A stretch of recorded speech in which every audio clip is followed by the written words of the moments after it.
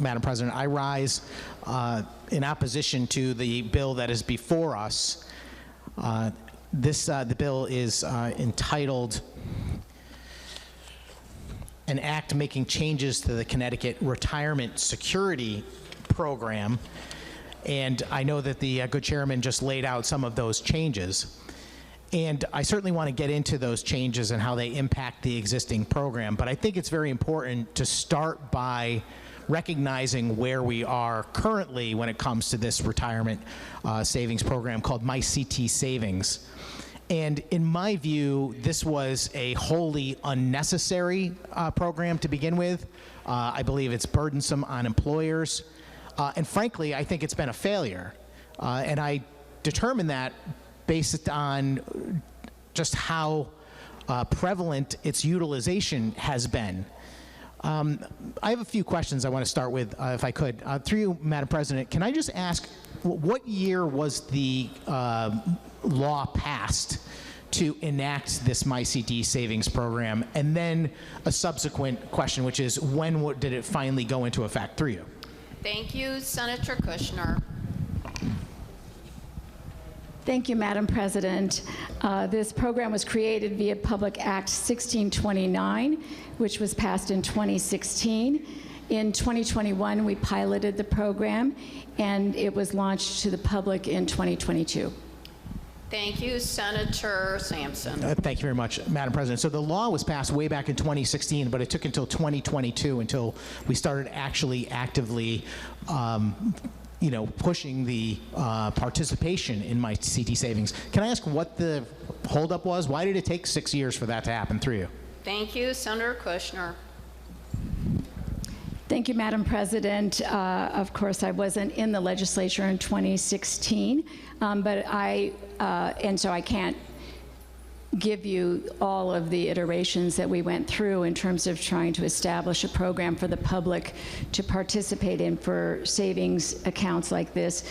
But I do know that these are complicated programs that do take some time to stand up.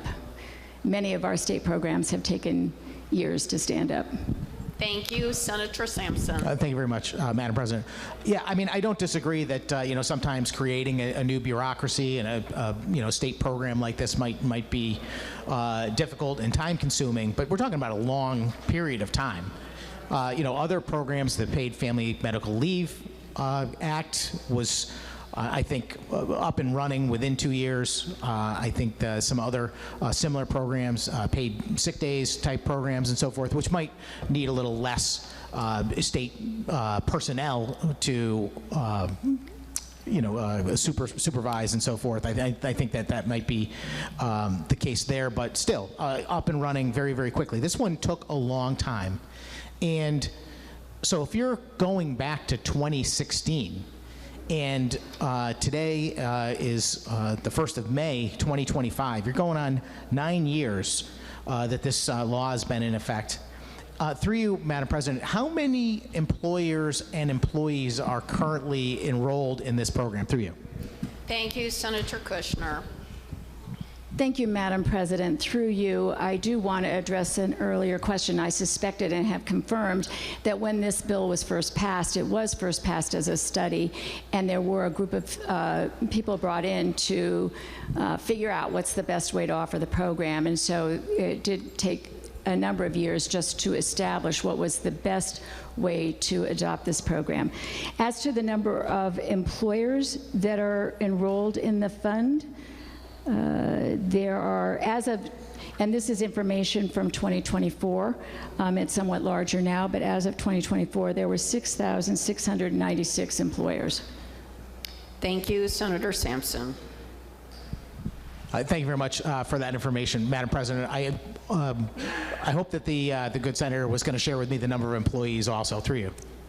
Thank you, Senator Kushner.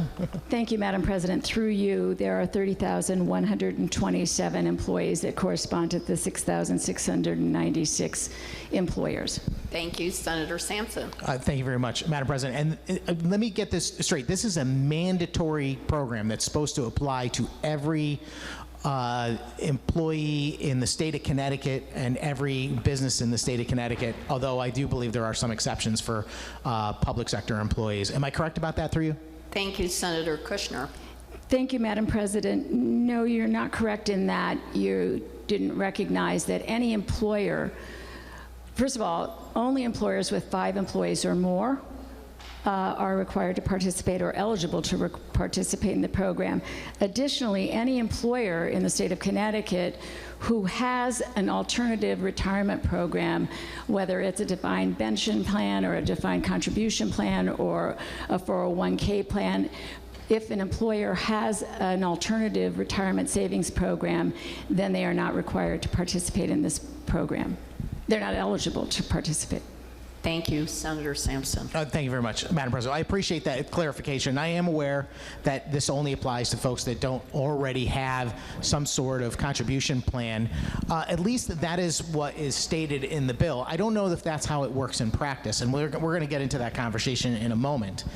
But how many eligible employees and therefore how many eligible employers do you think that we have in the state of Connecticut through you?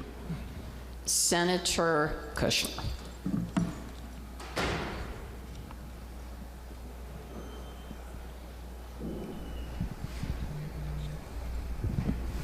Thank you, Madam President. We do not have the total number eligible to participate. That's a difficult number to come up with, but we do know that there are still 14,000 employers that are required to participate that are not in the plan as of yet. Thank you, Senator Sampson. Thank you very much, Madam President. I'm sorry, I didn't catch that number. Was it 14 or 40,000 through you? Thank you, Senator Kushner. 14,000. Senator Sampson. Thank you very much, Madam President. So, based on the numbers that we've heard, we've said around 6,000 employers participating currently and projected that there may be 14,000 or so more. So a total of 20,000 employers are the goal, if I'm correct in using that terminology. Does that sound about right through you, Madam President? Thank you, Senator Kushner. Thank you, Madam President. With the caveat that there could be more, absolutely. Thank you, Senator Sampson. Thank you very much, Madam President. The reason why I'm going through this exercise and trying to find out, what the participation of this program is because I just want to illustrate some facts for the people listening, which is that, we are a state of 3.5 million people. And I've got some data that shows that there are approximately 1.7 million employees in the state. And even accounting for folks that do have some sort of program through their employer, I think that the number of employees that would be ultimately, I don't want to use the word eligible, I would say mandated by this program, I think is a considerable number. I don't know that it's half of that number, but I certainly suspect it's a lot more than 20,000 employers. With that number, Madam President, is there a corresponding number of employees that we consider to be a goal, a target through you? Thank you, Senator Kushner.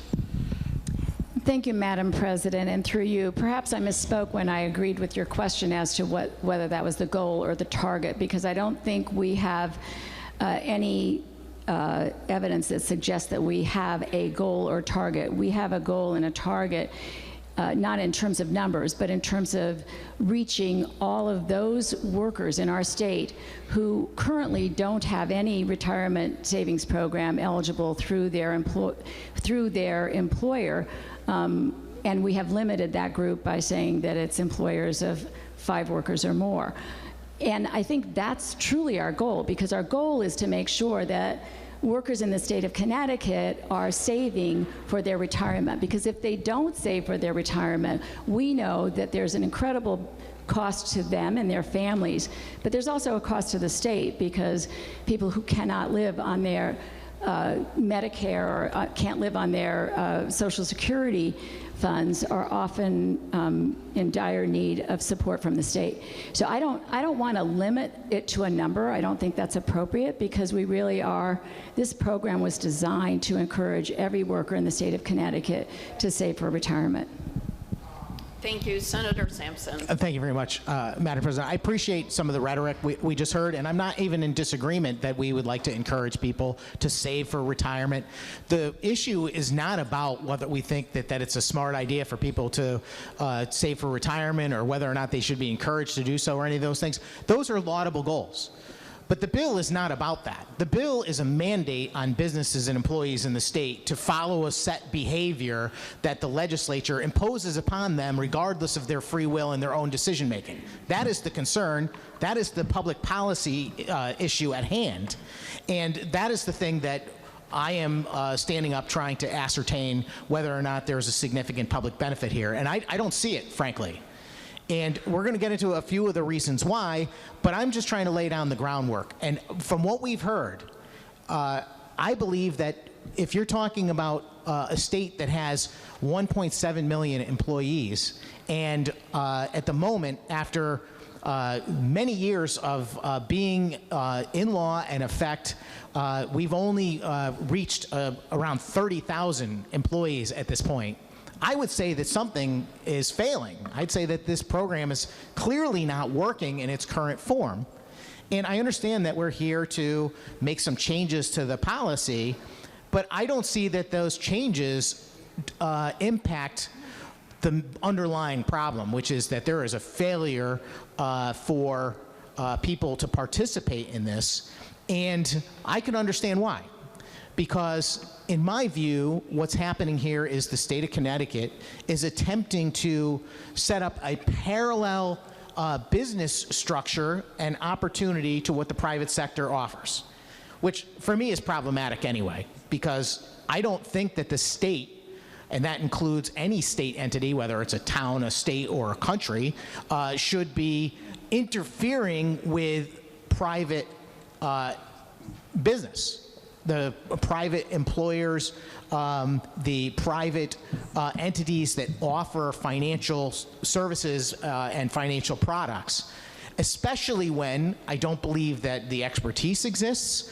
I don't believe that the same opportunities and options are being afforded to people. And I believe, ultimately, even though the rhetoric surrounding this program is all wholesome and good, I think that is actually negatively impacting the people that are participating. I don't believe they're getting as much of a benefit as they could if they had gone simply on their phone and downloaded a Schwab app, which would afford them even more ease in participating in a retirement program and far more options and far less costs, with the additional benefit of having no impact on the state of Connecticut's bottom line as far as a cost to manage such a program.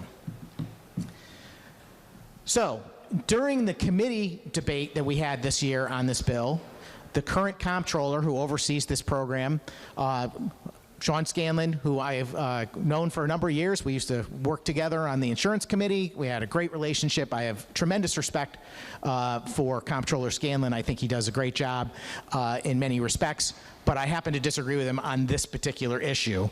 But when he was before the Labor Committee testifying on this bill, I asked him many of the same questions that I just asked the good chairman of the Labor Committee about, how many people are participating and what is the goal for how many people are going to participate.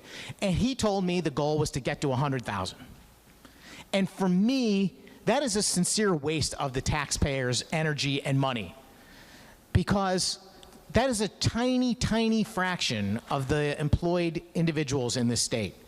And what is being done to push this program forward, to me, is unfair to many of the people involved, particularly the employers that are involved.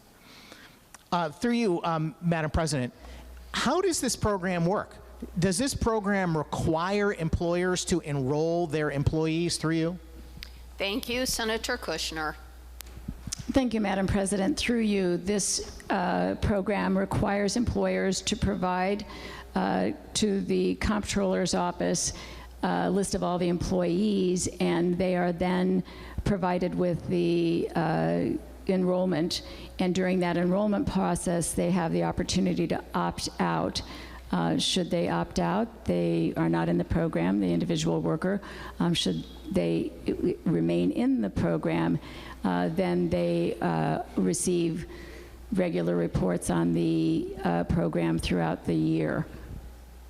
Thank you, Senator Sampson. Thank you, Madam President. So this program is effectively a mandate not only on the business owner, where there's no disputing it's a mandate to them. They have an obligation. They've got to, by law, by the current law, and nothing changing in this particular law, they've got to offer this program to their employees. And as was mentioned, it is a mandate on the employees as well, although they do have potentially the opportunity to opt out. You know, frankly, you know, a program that, you know, is imposed upon a free citizen by their government that they can opt out of, to me, doesn't make a lot of sense. If the program's that good, then let people opt into the program. Don't demand that they are participants unless they want to opt out, especially since it appears that the opting in isn't really working if we've only attained 30,000 employees and a little over 6,000 businesses that are involved. The where was I going with that? I don't even remember now. I got so many things I want to discuss about this particular bill. But I guess I'll start with the mandate on the employer part of the thing, and then we can talk about how the employee is affected. So an employer under this current law, and if this proposed bill passes, there's some changes to what happens to them if they fail to enroll their employees in this bill. But before that ever happens, how are they supposed to comply? I guess I'm asking, you know, what is the mechanism? Are they supposed to be responsible for the payroll deduction that applies to the employee for participating in this program through you, Madam President? Thank you, Senator Kushner. Thank you, Madam President. Before I answer that question, well, I'll answer it very quickly. The answer is yes. But I do want to say that I'm afraid there might be a misinterpretation of the information that I provided regarding the number of registered employees and the number of savers, because the good senator has implied that a very low number of people have opted to stay in the program, and that's not really equivalent, because in fact, out of the 6,696 employers who have provided the information to the comptroller and the employees of those employers, 82% of those employees have stayed in. So the opt-out percentage is actually quite low. Of course, everyone has the right to opt out, but we do find that the overwhelming majority are staying in. Thank you, Senator Sampson. Thank you very much, Madam President. I appreciate that additional information, but I would disagree with the characterization of those numbers. It shocks me that 20%, fully 20% of the people that were mandated to participate in this program had to go through the unnecessary step to opt out of it. I know those people personally, and I know that they were irritated by the fact that they were enrolled by the state government into a program that they did not want to participate in, and then they had to go through a process to get themselves out of it. And we're certainly going to talk about that more, because I think that there are far more problems that have occurred with this program that are readily apparent. But I want to stick to the mandate on businesses. The good chairwoman just mentioned to me that, yes, the employer is required to handle the payroll deduction. And through you, Madam President, how are they supposed to do that? Are they required to use a payroll service for that? I mean, I can't imagine a small business that doesn't already have a payroll service being able to do these additional calculations and come up with accurate documentation to provide their employees. Through you. Thank you, Senator Kushner. Thank you, Madam President. There's no requirement that they hire a payroll service to do this. There's a portal, and they make payment through that portal. Thank you, Senator Sampson. Thank you very much, Madam President. But who's making payment? The employer's making the payment, or the employee's making the payment? Through you. Senator Kushner. The employer makes the deduction, as they do for so many other things required by law, and they make the payment. Thank you, Senator Sampson. Thank you very much, Madam President. So what we're suggesting is that if you don't already have a payroll service and you're a relatively small employer, maybe with more than 5 employees, but have not elected to have a payroll service at this point. It seems likely you're going to need one because these are somewhat complex calculations, and I believe that the penalties that are imposed in the bill before us are somewhat onerous for an employer that might not be able to do their work accurately.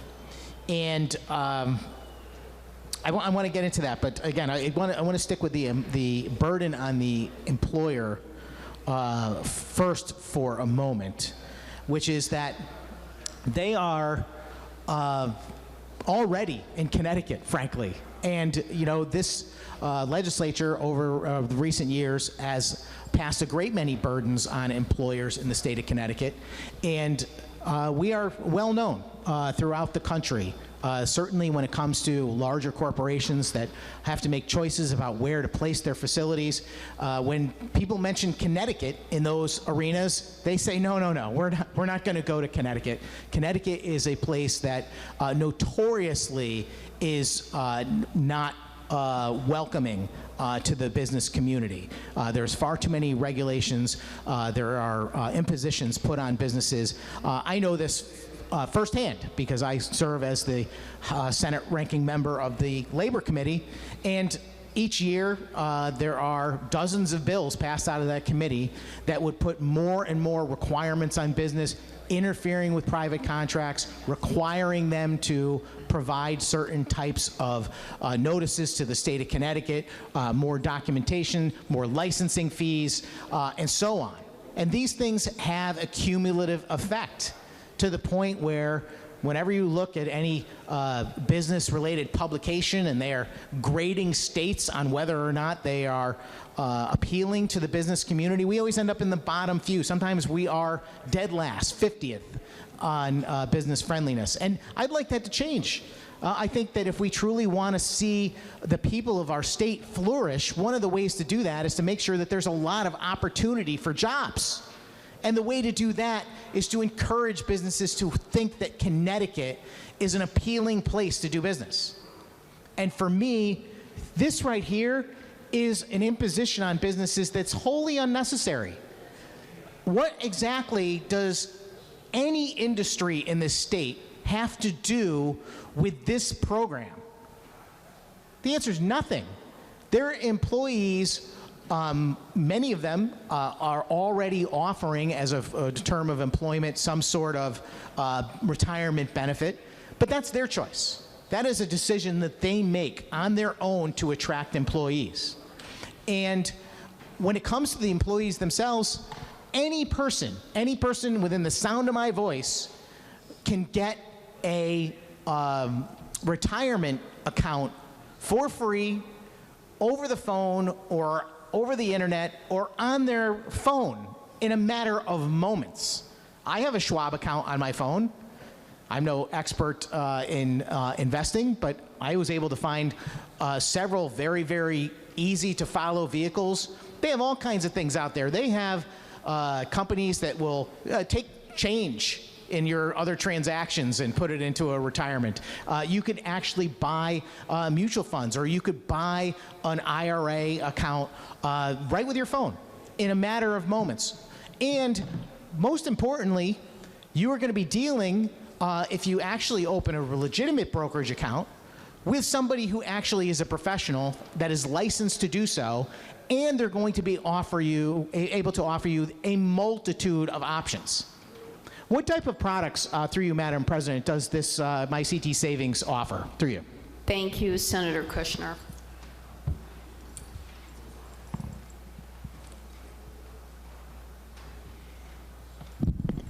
Thank you, Madam President. This program offers a Roth IRA account. Thank you, Senator Sampson.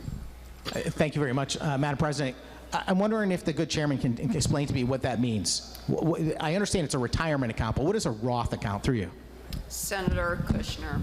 Well, I know a few things about them, but I would not, through you, Madam President, I know a few things about these plans, but not everything, and I'm not an expert on Roth IRAs, but I do know that these are plans, they're individual accounts, and they are plans where the employees pay taxes on the dollars that go into these plans, which offers them a lot more flexibility for use in the event they should need to use it before retirement.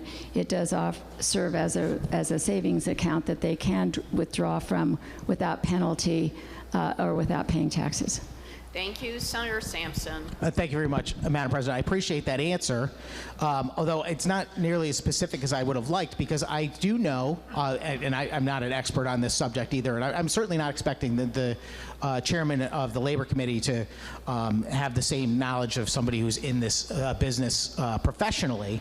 But since we are, talking about making a law that expands the current requirement for this program in several substantial ways and increases the penalties for noncompliance in several substantial ways, I think it's worth talking about.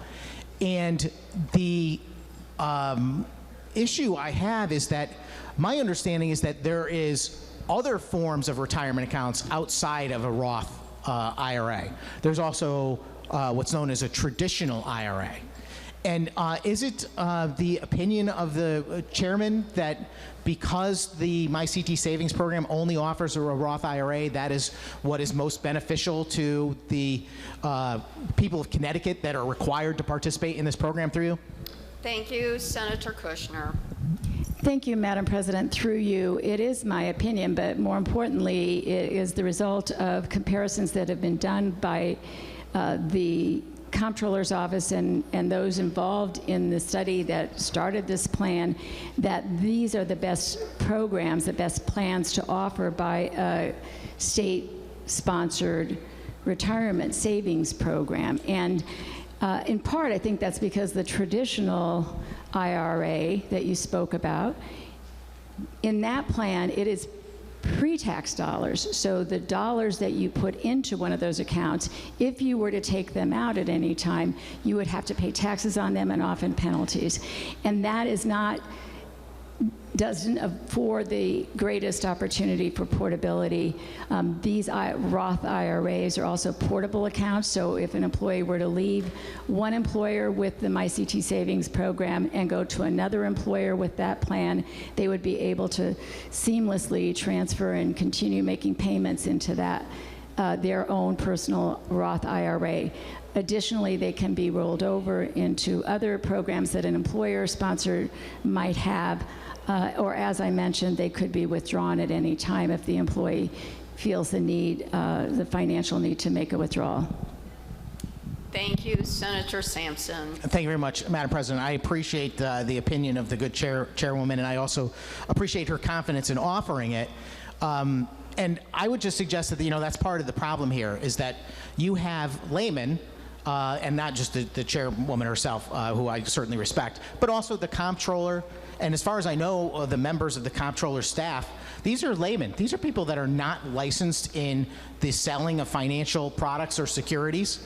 And they're making these type of financial decisions. These are financial decisions, by the way, that when you see a reputable company, a Schwab or a Fidelity or somebody like that who sells these products, they're required by law to put a caveat in everything that they say. Basically saying that, this is, not financial advice, and past performance doesn't guarantee future results, and you know what I'm saying? You have to check on your own to make these decisions. And here we're hearing that this program offers a Roth IRA because that's what's best for everyone. And that's just not true. I mean, a simple Google search will tell you that it depends on your circumstances. Some people, depending on their income, their age, how close they are to retirement, what other assets they have, they might be better off with a traditional IRA versus a Roth IRA. I also understand that there are certain limits to the amount that can be contributed to these accounts. So through you, Madam President, are there limits to how much can be contributed to these accounts through you? Thank you, Senator Kushner. Thank you, Madam President. Through you, there is a limit on how much can be contributed, and it is 15% of their salary, and there's only been one person who has hit the limit. I also want to take a moment to make it clear that I did not represent in any way that I was involved in determining which vehicle, whether it was a Roth IRA or a traditional IRA. I was not involved in those decisions, although I see the value in the decision that was made by the Comptroller's Office and by the individuals, many of whom were experienced in retirement savings accounts, who came to this conclusion, not just based on their own knowledge, but on looking at what has worked in other states. And as for the fact that there may be laymen on the staff of the MyCT savings program, I'm sure there are, as there are in any retirement program that is run by any institution, whether it's a union or whether it's a Schwab account. There are lay persons that are working on the staff, but there are also people who are very experienced and skilled and able to run these programs. And so, you know, I think that we want to be clear that this program that is currently up and running here in the state, the MyCT Savings Program, not only relies upon very experienced staff who are skilled and trained and professional working within that program, but also that the state does contract, the Comptroller's Office, the program contracts with professional financial advisors who are trained and expert in investment for funds like these. Thank you, Senator Sampson. Thank you very much, Madam President. I appreciate all that commentary, although I want to stick to what the law actually says. First and foremost, it was offered that this is the best vehicle for people, and that's why it was chosen. And more importantly, I don't dispute the fact that there may be laymen working at any particular financial institution. My issue is that that's all we have. I don't think there's anything in the current or proposed change to the law that requires the comptroller or anyone else to have any financial background. Is there, through you, Madam President? Thank you, Senator Kushner. I'm sorry.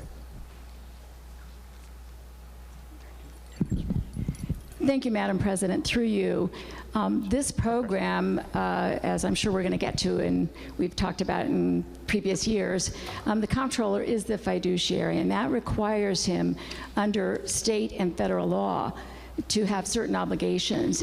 And to fulfill those obligations and to be the fiduciary that he's required to be, he does rely on contracts with consultants that are trained and experienced and licensed in these fields. And that is very customary in the running of any pension program that I've been aware of in the past. So the fiduciary is the comptroller. It is governed by state and federal law what his fiduciary responsibilities are.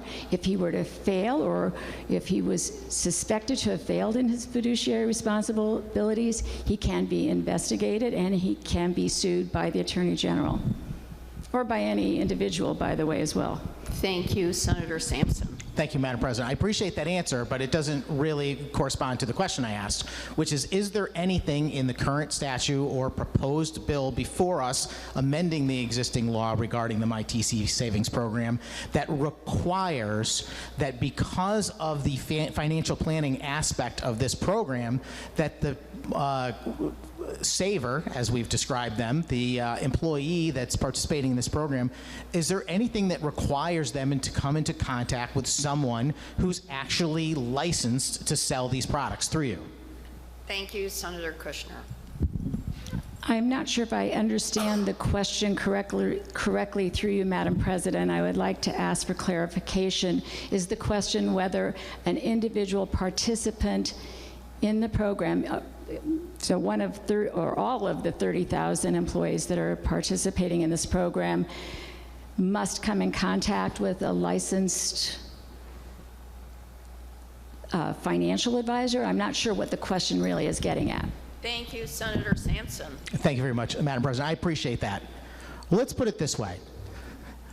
If you engage in services regarding your financial or tax planning, the person that you are going to deal with has got to possess the appropriate certifications and licenses to advise you. Now, The exception is that if you make a purchase with an online application, they're making it very clear that you're not getting any advice whatsoever, but you also have the entire world of available products before you to do your own research on. The concern I have about this program is that this MyCT Savings Program is being managed much like a financial advisor would manage someone's individual investment portfolio, except that they're doing it for everybody that's a participant, and they're doing it with complete and utter disregard for the individual circumstances of the people involved. And I believe that is a disservice to those savers. Because if I was an actual investor, that I was approaching a financial planner, they would take into account my circumstances. What is my age? What is my income? What are my assets? What are my goals for retirement? They would want to know those things to make decisions to advise me on the available products and what my choices should be. And frankly, this doesn't do that. This simply says, we're going to take the comptroller, somebody who's an elected official of the state of Connecticut. We happen to have a very nice man as a comptroller today. I don't know who the next comptroller will be, or the one after that, or the one after that. I don't know that they will have any competence in the area of financial planning, and yet they're the ones empowered to make financial decisions for people. And what's frustrating about this legislation more than anything to me is that the way it's presented, it's always like, oh, we're helping people, we're doing the best for them, we're looking out for people and everything else. And true, it may be that someone who is enrolled in this program may be better off than they were if they didn't. But they are certainly not better off than someone who's actually pursuing this on their own, who's making better choices than what the state government is making for them. That's the problem I have with this. Because if what the state of Connecticut is doing was being done by a private company, they would be in trouble, frankly. I think that they would be in jeopardy of losing whatever fiduciary or tax planning license they possess. Because this is irresponsible. You do not suggest that someone belongs in a Roth IRA and that's the only choice for them if you don't know their circumstances. You don't do that. If you call any financial planner in the world, they'll tell you, no, I need to know. I need to know what the deal is about this person before I suggest that that's the best plan for them. And what's happening here is we're just completely disregarding that and saying, no, this is the best plan for everyone, like it or not. And it's just not true. Furthermore, you can see the complications. When I asked before about, are there limitations on the contributions? The gentle lady mentioned that there's a maximum contribution that can be taken from someone's paycheck of 15%, which to me is substantial, and that's a whole other concern, but I wasn't talking about that. I was talking about the maximum amount of dollars that would be put into the MyCT Savings Program by an employee on an annual basis. So that's the number I'm looking for, through you, Madam President. Thank you, Senator Kushner. Thank you, Madam President. Yes, there's a maximum dollar amount of $8,000 a year is the maximum that can be placed in the Roth IRA. Thank you, Senator Sampson. Thank you very much. And since the good gentle lady understands that part of the requirement by federal tax law, I assume she knows also that it's $7,000 if you're under age 50 and it's $8,000 if you're over age 50. But let me ask this question. What if someone has another retirement plan and they are not aware that they have been enrolled in the MyCTV Savings Program and money is taken from them and placed into a Roth IRA, and they exceed the $7,000 or $8,000 limit? What happens then, through you? Senator Kushner.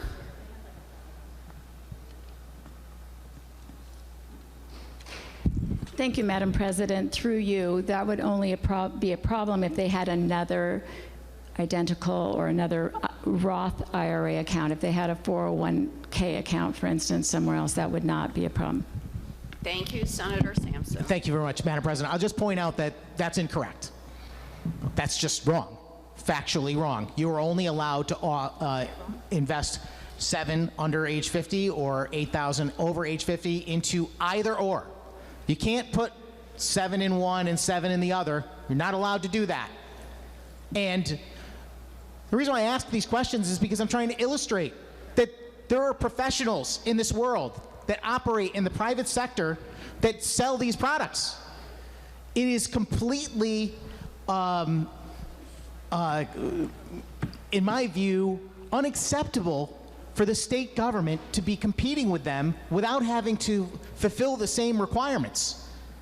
Why is it somebody who wants to become a financial advisor has to go to training and has to learn all of these different nuances with tax code and what can go where, and they have to get licensed and they have to risk that license, and they have to have professional liability and all those things to be competent at their job, and yet the state of Connecticut can do, frankly, a half-assed job at the same thing without any of those concerns or requirements.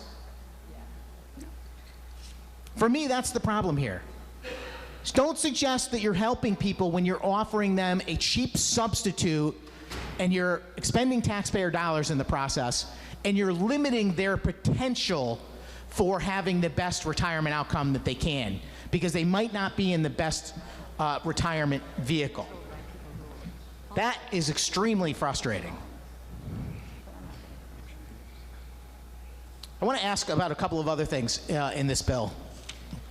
Just referring to the bill language, I notice on lines 130 through 132, there's a reference to Section 414A-B-3A of the Internal Revenue Code of 1986. Can I just ask what that's about through you, Madam President? Thank you, Senator Kushner.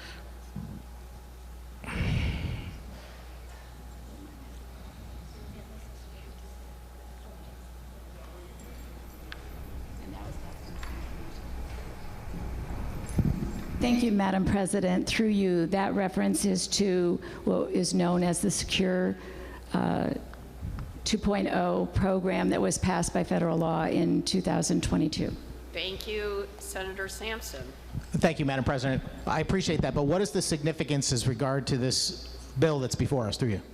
Senator Kushner.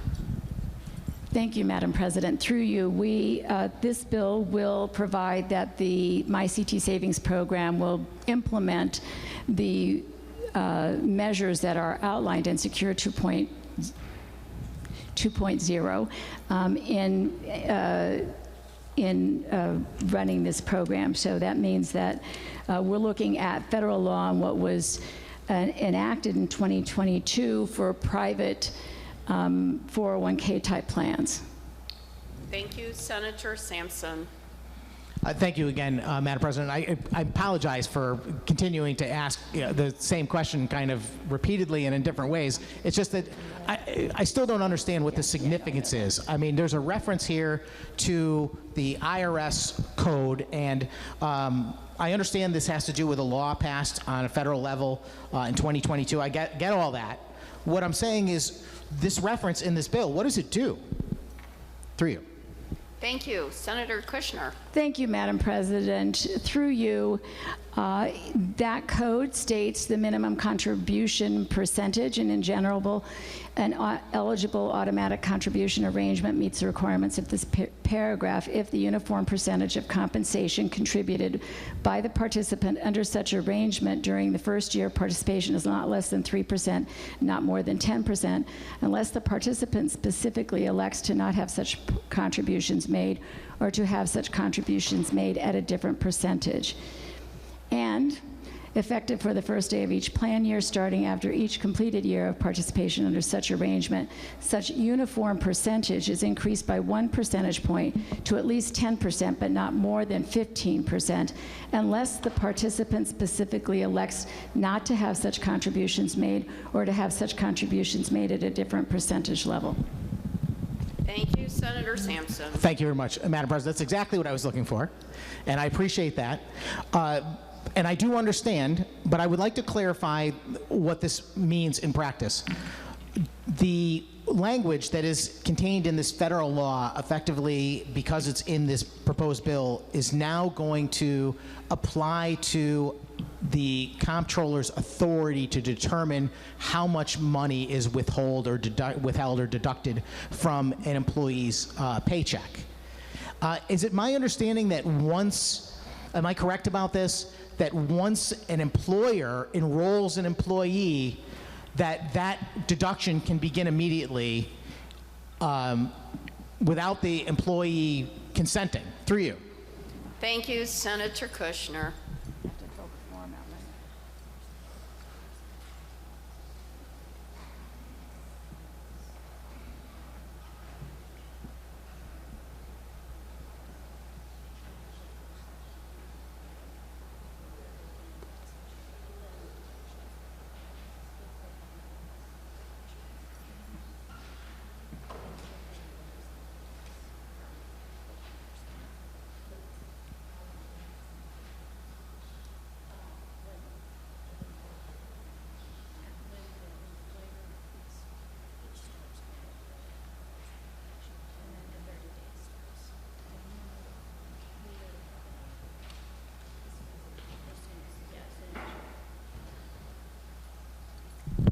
Thank you, Madam President. Through you, once the employer notifies the Comptroller's Office, My CT Savings Program, that of the names and the contact information for the employees, they are notified by the Comptroller, by the My CT Save program about the program and what their obligations are.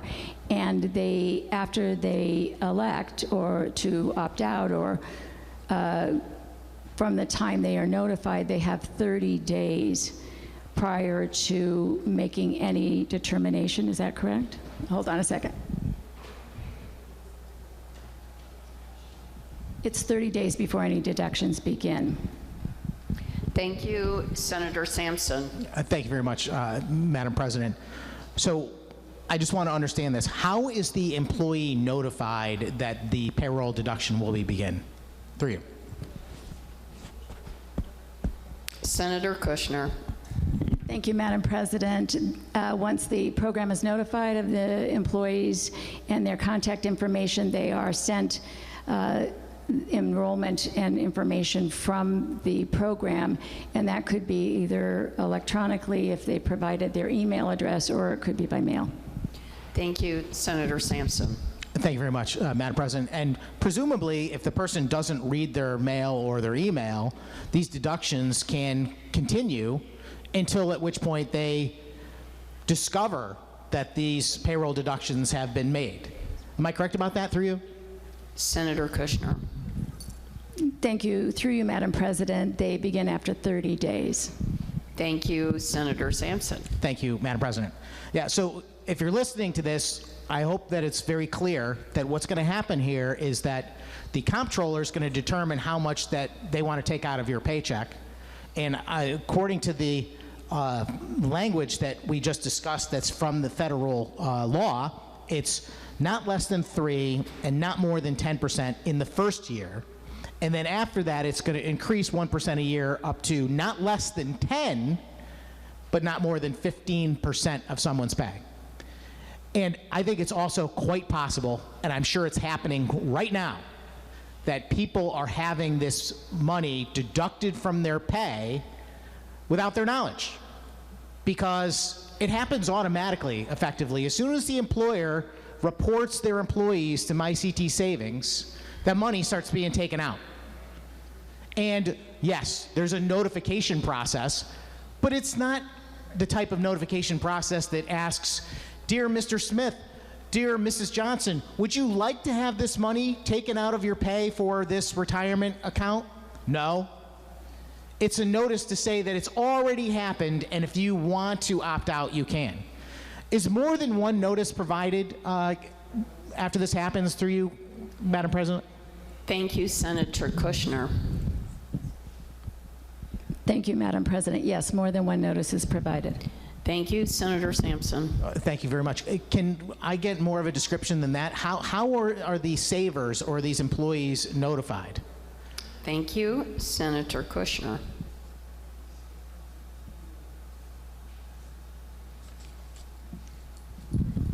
Thank you, Madam President. Through you, in the first 30 days, they get 2 notifications, then they get a quarterly report, and they get, in addition, an annual report.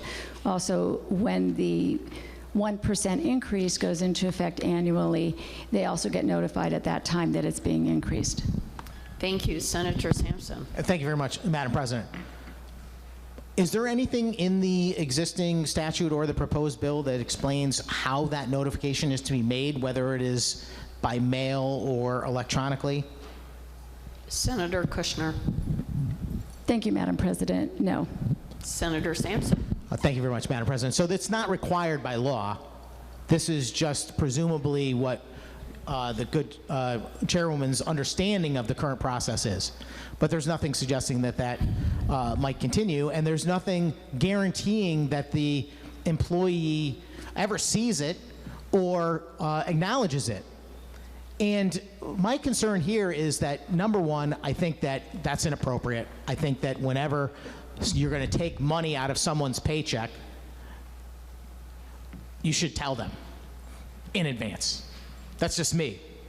I think that before you take money out of someone's paycheck, you should tell them in advance. You shouldn't just take money out of their paycheck with the promise that they're going to get a notification later. Am I correct also that it is the comptroller that makes the determination on the amount that is taken out under current law? And also in the proposed bill that we're debating, he's going to make a determination, not less than 3, not more than 10 in the first year, and then he's going to make the determination up to 15% after that. Is that correct through you? Thank you, Senator Kushner. Thank you, Madam President. Through you, that is correct, and I do want to make sure the record is clear that before any deduction is taken from an employee's paycheck, they get 2 notifications within that 30-day period. Thank you, Senator Sampson. Thank you very much, Madam President.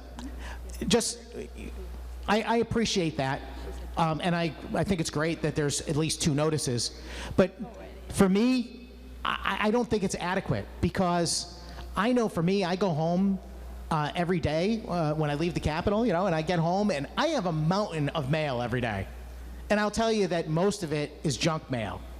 And if I was to receive something that says my CT savings on it from the state of Connecticut, I wouldn't have any knowledge of that.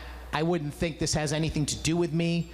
I wouldn't think twice about throwing it in the trash without even contemplating it. And yet, this is a notice that the state is taking money out of my paycheck without asking me first, giving me the opportunity, presumably if I read through the document, to opt out of it. It sounds kind of backwards. It really does.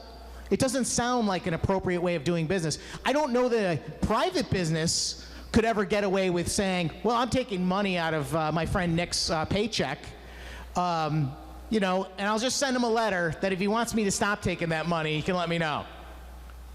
It's absurd, frankly. But this is what the state thinks they have the power to do. The state thinks that it's their money. They don't even realize it's your money that they're taking. Since the very inception of this policy, since the first time we talked about it, 10 years ago now, I have made the same argument, that this is improper solely for that reason, that you don't take money from someone's paycheck without asking them. So the very first change that ought to happen to this policy is that there should be an opt-in requirement and not an opt-out requirement. That was the only thing that's legitimate. I still won't like this bill, frankly, or this program, because I don't think that it's appropriate for the state to be competing with the private sector when the private sector does a great job, doesn't charge, and is actually fulfilling a proper financial requirement to their customers, unlike the questionable way that this program operates. Based on that opinion, Madam President, I do have an amendment. It's somewhere in my stack of papers here. Here it is. That amendment is LCO 7580. I ask that the clerk call this amendment, and I be given leave of the chamber to summarize it. Thank you. Mr. Clerk. LCO number 7580, Senate Amendment A. Thank you. Senator Sampson. Thank you very much, Madam President. This is a very straightforward amendment. It simply changes this existing program. Again, if I had my way, we wouldn't be doing this at all. This is not the right type of policy that the state of Connecticut should be engaging in. I completely understand that the majority disagrees. They have the numbers. They're going to continue this program no matter what I say. But I am requesting respectfully to have the courtesy to the people that we represent, the folks back home, to do right by them and tell them before taking money out of their paycheck. This amendment simply makes this an opt-in program. It will go through the same sort of process, but instead of you getting a letter from the comptroller saying, oh, by the way, we've been taking money out of your paycheck, and you might find out 6 months later or a year later after it's already been taken, and then you discover, oh, well, I was already contributing to my traditional IRA, and oh my God, now I've contributed $7,000 there and $4,000 there, and I'm going to pay a penalty to the IRS, because that's what happens. Instead of that, you would get a nice letter from the comptroller saying, there's this program that your employer has signed up for, and you have the opportunity, if you would like, to participate. That seems pretty reasonable to me as a request for some sort of common sense in our public policy making. So, in short, this amendment simply changes this program from a mandatory burden on employees and employers that they have to opt out of and changes it into an opt-in. And I move adoption of this amendment. I encourage my colleagues to support it, and I would like a roll call vote when the vote is taken. Thank you. And you will indeed have a roll call vote on the amendment. Senator Kushner, will you remark? Thank you, Madam President. And I do want to point out that I have consulted with experts who run these kinds of programs, and particularly run my CT Savings. And I just want to be clear, it is not against the law. It is not a violation. If you have a traditional IRA and then you have a Roth IRA, those maximum contribution rates don't interact. And I want to be clear about it. I know the good senator thinks I'm wrong about that, but I have consulted, and I think I want to make sure that people understand that that is not the case. On the amendment, I want to be clear that this opt-out amendment, this opt-in amendment, actually does go directly against what has been enacted in Secure 2.0 by the federal government. As of 2022, a private business cannot run a 401k or a retirement savings program like this and offer it as an opt-in program. It has to be a program where employees must opt out. So what we are doing in the state of Connecticut is we are following the federal guidelines for a private business. And not only could they could not get away with operating a plan where people had to opt in instead of opting out.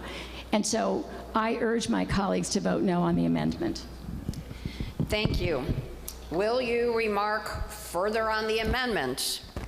If not, I will open the voting machine. Mr. Clerk, please call the vote.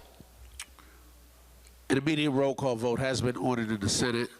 An immediate roll call vote has been ordered in the Senate. We're voting on Senate Amendment A, Senate Bill number 1221, an act making changes to the Connecticut Retirement Security Program.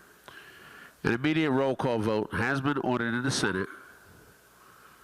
We're voting on the amendment. This is Amendment A.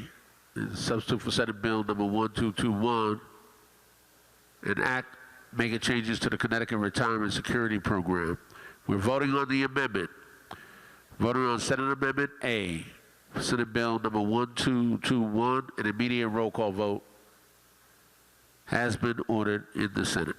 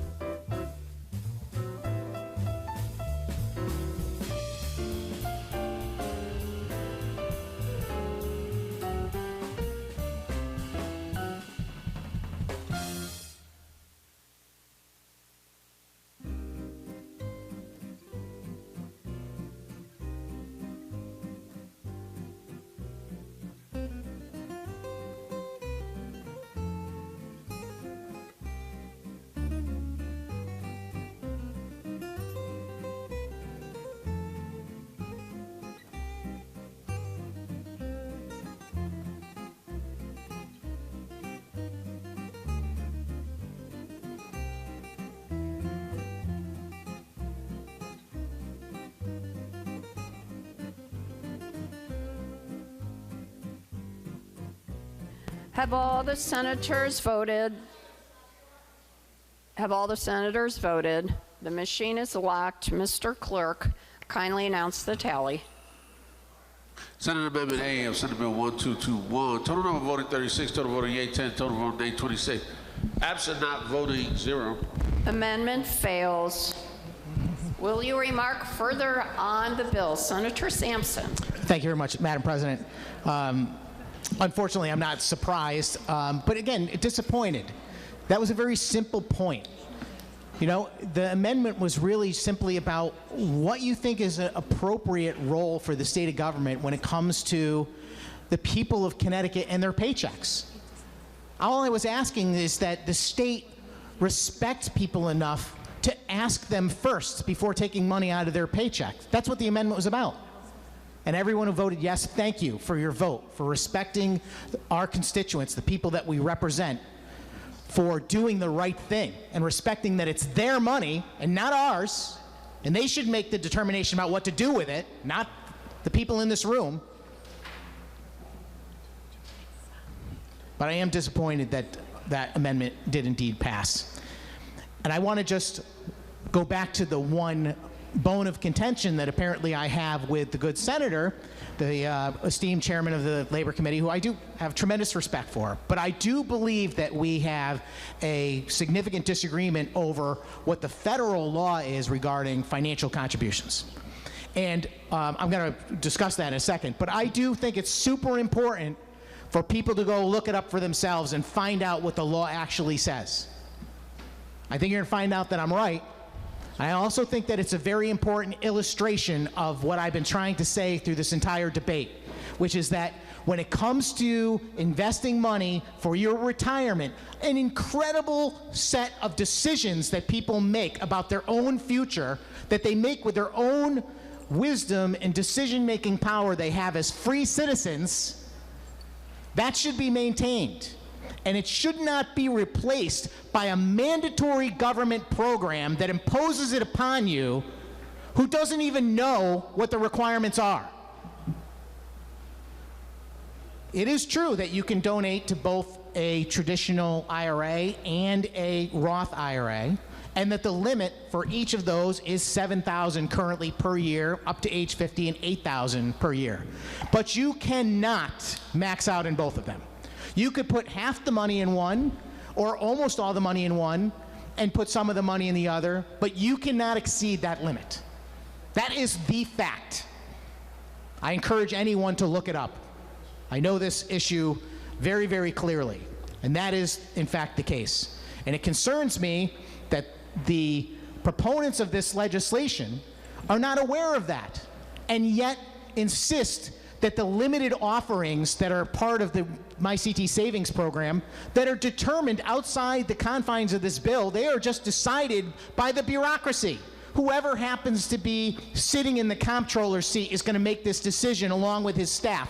And there's not a single requirement for any of them to be licensed securities brokers, have any financial experience or knowledge, nothing at all. Yet, people in the private sector that sell these products have to go through all of that. And why?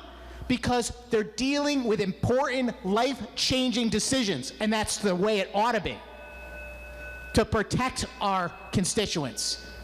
This bill does not protect anyone. On the first hand, it competes with private business, something the state has no business doing, frankly, especially when it can't do it to the same quality or level of proficiency. I think that we've made a strong case here today that the state is not capable of competing with any true licensed, experienced financial planning operation. It can't even compete with a website or a phone application in performing this service. It costs the taxpayers money for staff and people. It also costs the resources of the comptroller's office, which in my mind, I've never cast a vote for comptroller thinking that I was giving him the power to run my retirement. That's absurd in my view. This bill is a mandate on businesses as well. This is a mandate telling businesses that they have to go through a bunch of hoops just to operate a business in this state of Connecticut. Why are they responsible for tracking deductions for the MyCT Savings Program? Why? Are they being compensated for that? Is anyone cutting a check to the cleaners down the street or the small mom and pop restaurant? No one's paying them for the process that they're being required to do by the state. Again, here it is. The Democrats, the state of Connecticut, the way that they operate this state is that we all work for them and it's their money.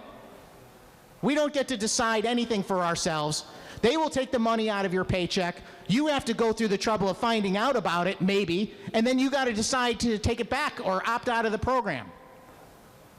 This is not the way to do business. This is a direct and utter violation of freedom, number one, because you're denying people the choice of being able to determine whether they want to participate from the outset. You're potentially causing them financial problems if money is taken out that conflicts with what they've done already on their own. They could end up, and I'm certain it has already happened, they've been required to pay fines for not following the federal guidelines through no fault of their own, through the fault of this policy being enacted and operated with willful disregard, frankly, of what the federal law is and complying with it. This is bureaucrats deciding that they are going to do financial and tax recommendations without the knowledge to do so. And I think it is just a misnomer to suggest that people are being helped by this. If you truly want to help, create a program that encourages people to save, using what already exists out there in the private sector. Don't compete with the private sector. Drive people to encourage them to save, to contact a financial advisor. The vast majority of them don't charge anything up front. If you get a Schwab account on your phone, it's free. This is not free. This costs every one of us in the form of tax dollars. I encourage my colleagues to vote down this expansion of this program because it's already bad enough. This is going to allow the comptroller to set the amount that is taken from someone's paycheck, maybe without their knowledge or consent, all the way up to 10% in the first year and 15% a year beyond that. It might cause them to come in conflict with your tax regulations with the IRS, and you'll end up paying the penalties. I doubt the state of Connecticut's going to come along and go, sorry about that, Mr. and Mrs. Smith. We didn't mean to screw you up and take too much and put it in this account and cause you to violate the tax code. I don't think anyone's going to come to your rescue. I think you'll be stuck paying that penalty. Because frankly, they don't care. The bureaucracy does not care. If you go to a private entity and they screw it up, they'll be actually responsible for their screw up. And you'll always have the choice to choose a different provider next time. When the state decides to take the place of people that provide services and goods in the private sector, no one benefits. Nobody does, because they end up having every advantage to outpace and take the place of those private sector entities. Because they don't have to do the same things. They don't have to deal with the same liability. They don't have to deal with the same responsibilities. They can just outcompete. They can spend advertising out of tax dollars because at the end of the day, there's always going to be the ability to collect taxes. And what happens is, when the state is providing those services, the quality is diminished. There is no question about it, because they don't have the same obligation to maintain a standard of quality that a private company would, who's actually competing to stay in business. And this is a shining example of people that will be at a disadvantage for participating in this program than if they were actually using a private sector alternative. If the state truly wants to help, if the majority wants to help people, what they ought to do is encourage people to participate in their own decision-making about their retirement, not take money from their paycheck without asking. I'm a no on this bill today, Madam President, because I don't believe we ought to further expand what is a failing program, which I think was going to fail under its own weight. 2016 is when this passed. 2016. Here we are, It's 9 years later. They've only enrolled 30,000 individuals in a state that has 1.7 million employees. That's how few people are actually participating in it. And this bill is designed to create more force and pressure to put people in the program. Half of the bill is dedicated to penalties, fines that will be leveled against employers. It's bad policy to be fining employers for forcing people to participate in something that the private sector offers voluntarily and that people should be making their own choices and decisions about. So I'll be a no today, as I said, Madam President, and I encourage my colleagues to look at this from the lens of protecting your constituents in a way that allows them to make the proper choices on their own and not be forced by the state government on what to do. Thank you. Thank you. Will you remark further? Senator Kushner. Thank you, Madam President. I rise to urge my colleagues to vote yes on this bill. And I want to start by thanking the people who first conceived of this initiative, who first realized how important it was to come up with a plan here in the state of Connecticut for workers who have no offered plan in their place of employment. And I so appreciate their early efforts that began, as was said, in 2016. And then the study and the effort they put in to look at other states and to look around and see what is the best program we can offer for those workers. And while this program has only been active for 2 years, we already have seen 30,000 workers invest in their future by saving. And under this program, we've already seen 37.98 million, nearly 38 million as of last year, that has been saved on the part of these 30,000 participants. I do want to say how much I appreciate Comptroller Scanlon and his involvement and his effort to get this plan up and running, and has done so and has made it a reality for those 30,000 workers in the state of Connecticut. And I want to thank the staff who work so diligently to make sure that we are informed about the program and we understand the program. But most of all, I want to thank the personal care attendants that are here today. I see a few of them in the gallery.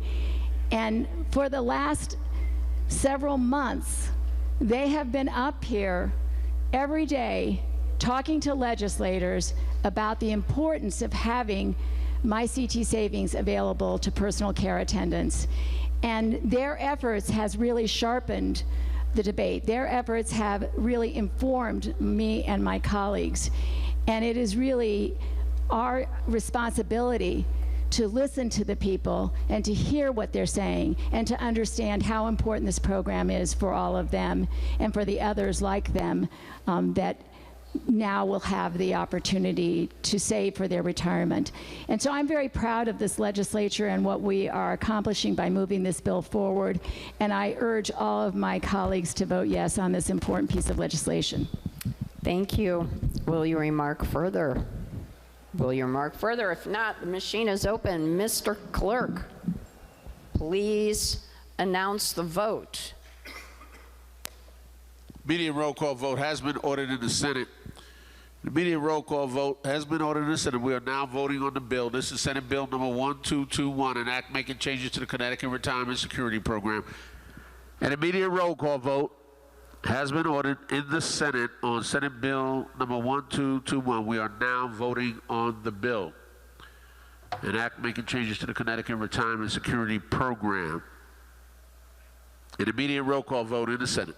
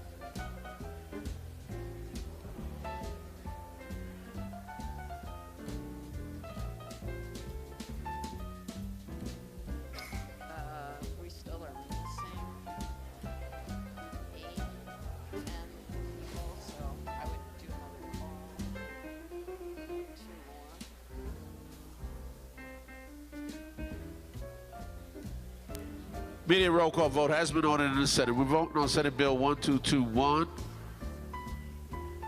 We're voting on the bill. Senate Bill 1221, an act making changes to the Connecticut Retirement Security Program. An immediate roll call vote in the Senate. Okay.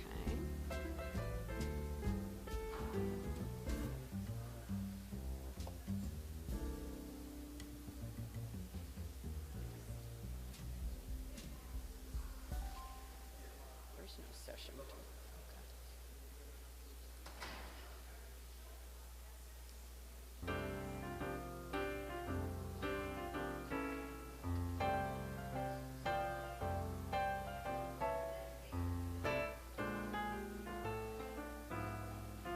All right.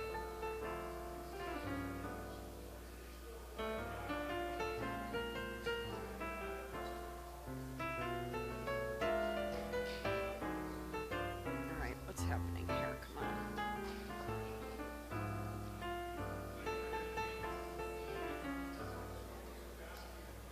Henry?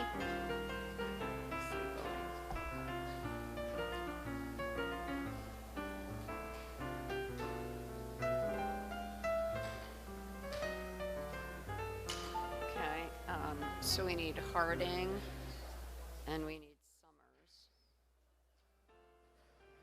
Okay.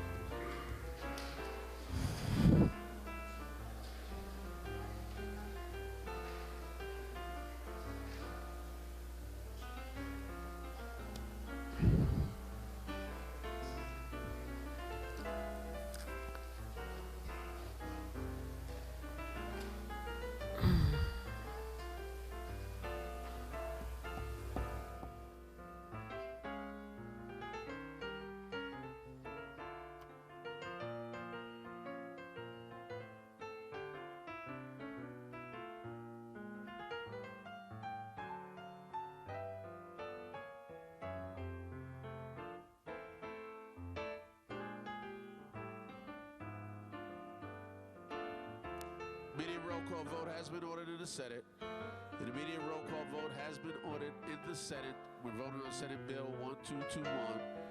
Immediate roll call vote in the Senate.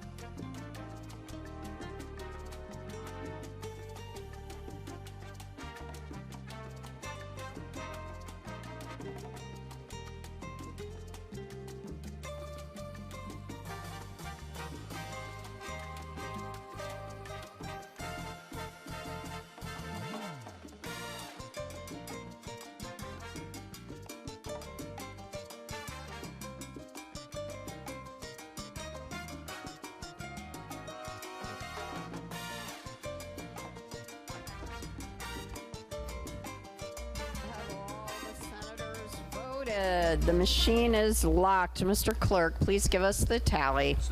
Senate Bill 1221, total number voting 36, total voting yea 25, total voting nay 11, absent not voting 0. Legislation passes, and I do believe we have some referrals. Senator Duff.